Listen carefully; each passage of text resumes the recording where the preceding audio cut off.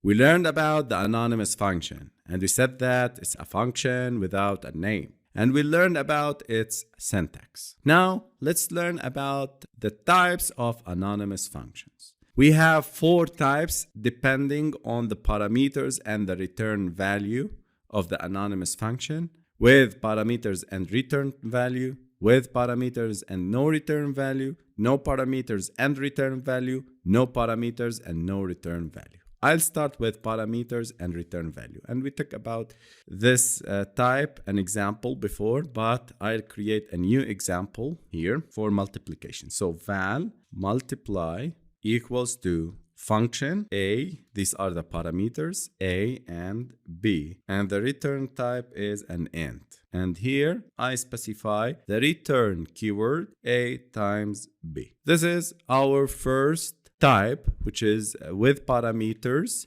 and a return value.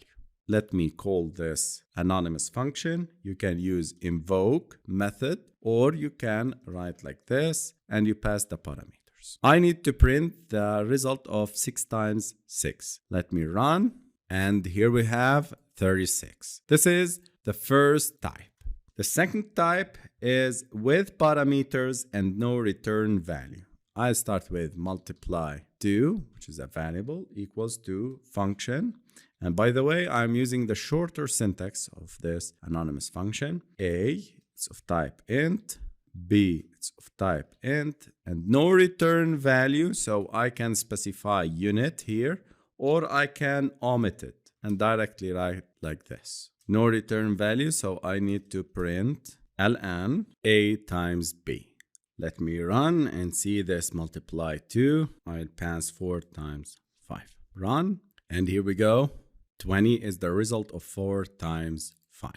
The third type is no parameters and return value. For example, val message equals to function. No parameters, so there are no parameters inside these parentheses. And the return type is a string. So it will return for us, welcome to our course.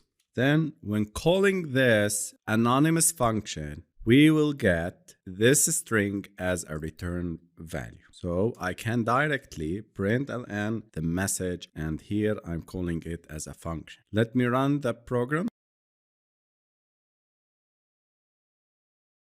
And here we go. Welcome to our course. The fourth type is no parameters and no return value.